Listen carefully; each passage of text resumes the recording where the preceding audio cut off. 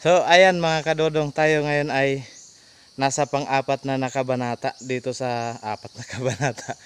Dito sa sa paglulugit natin at andyan yung ating nakaipon na bubuntan no. So mayroon yan, bali hindi lang namin hinakot ng buo dahil marami at saka malayo. Nandun kasi yung namin sa kabilang, kasi medyo paakyat pa siya. Nandun yung pinakamarami. So hiniwa-hiwalay lang namin pag tumpok para kanya-kanya na lang bunot dahil marami. So estimate ko siguro mga nasa 3,000. So pang-apat na araw na namin tong kayod sa paglulugit at ngayon ay nagbubunot na tayo. So sana matapos matapos yan ng mga 2 araw pagbubunot. Yung isa kasing kasama ko gumagawa ng ng tapahan. So ako muna ngayon ang nagbubunot.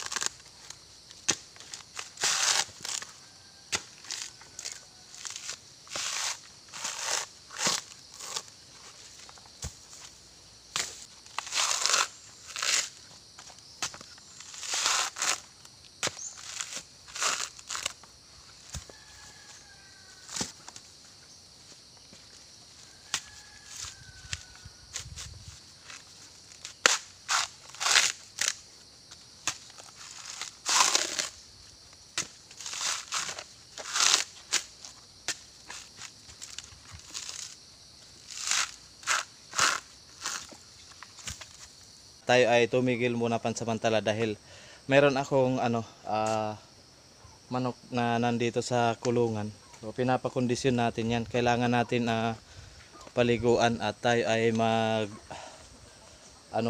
magsisiga para sa kanyang pampaligo. Nandito siya. Kailangan na kasi pinapaliguan ang manok tuwing umaga.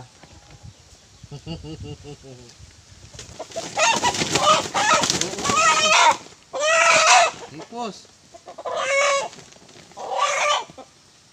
Ayan. Ano siya? Talisay.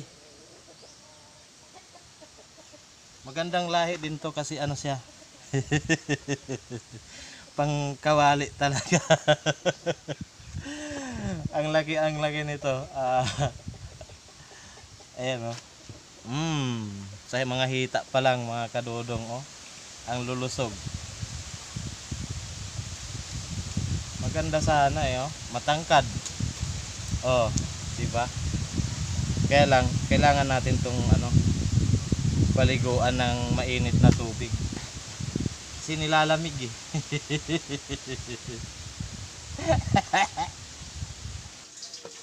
So ayan mga kadodong, luto na naman.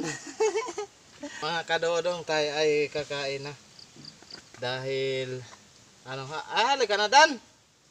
Ay ang pamayong ho, nagahinuyat na ang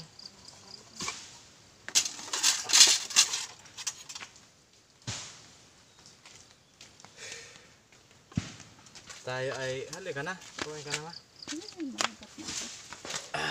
Nandito na ang paborito.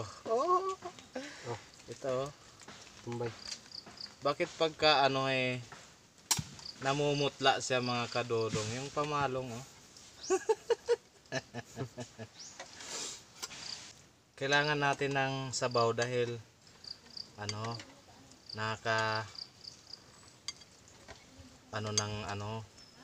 pawis yung pagbubunot.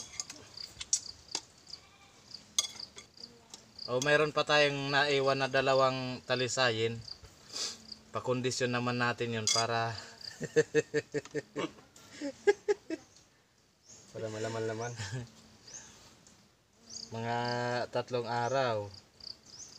2 araw bago matapos ang ang paglugit. Ubos. Masarap pala tong pamalong. Dali lang magpalong, ang lambot. Kaya na tayo.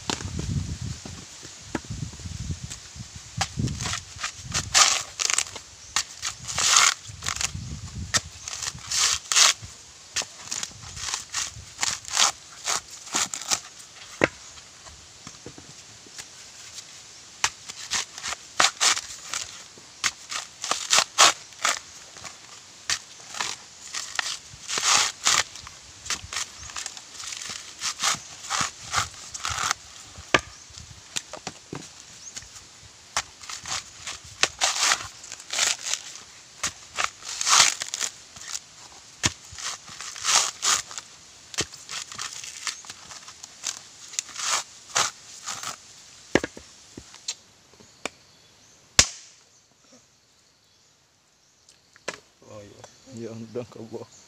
Katami sa tukag.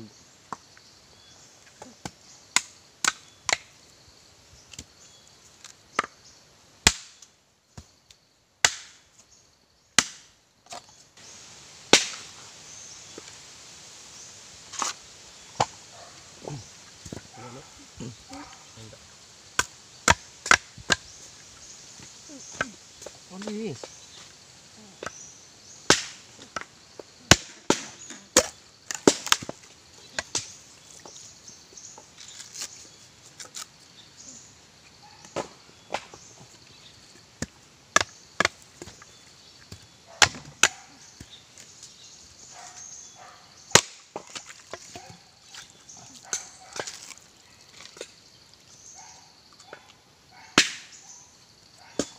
Yan no.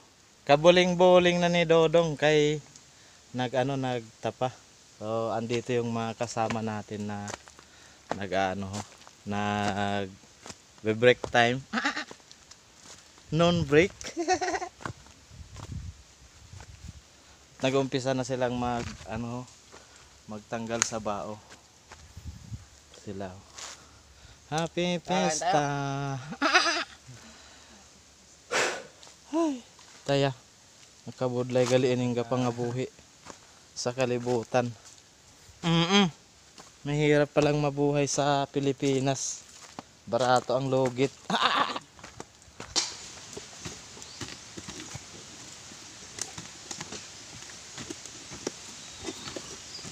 Alam nyo ba mga kadodong na dito ako natutong maneho ng sasakyan. Sa ganito.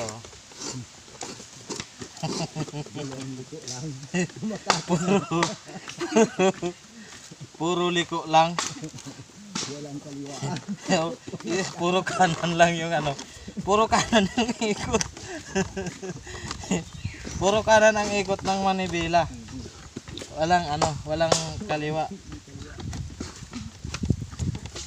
Shout out doon sa nagsabi sa akin na saan ba daw ako natutong magmaneho. Sabi ko sa lugitan.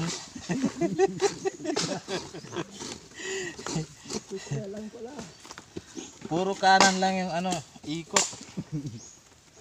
Kaya dito ako natutong mag-atras abante. Natutong mga liwa.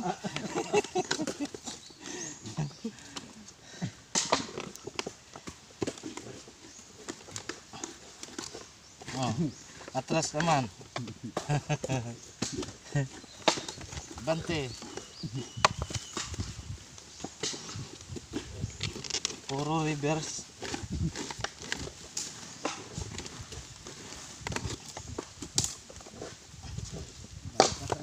ng sasakyan dito. Mahina na. Wala na yata ang layos. Di ba yata natitinsuel to?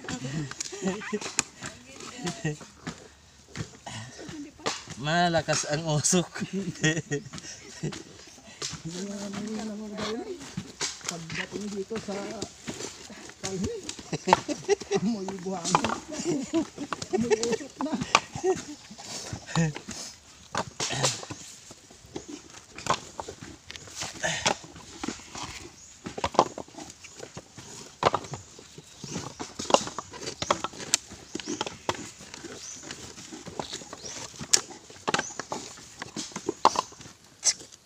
Ganyan lang magmaneho.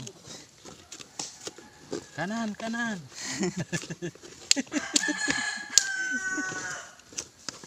Kanan, kanan. Ganun na naman.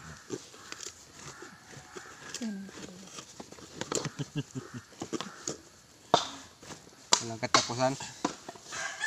Puro kanan lang.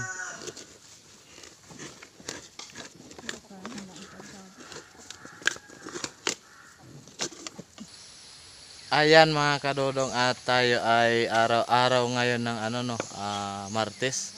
Tayo ay paluwas na ng Manila. So hindi ko na natapos samahan silang magtanggal sa bao dahil nga nagmamadali na.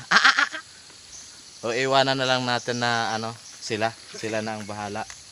Estimate ko naman dito siguro mga 13 sako. Bimig. Yun ang pinakaano doon. Siguro abot yan ng mga 700 kilos. Sa 700 kilos, sa tig 15 pesos, wala na. Kunti lang ang kita.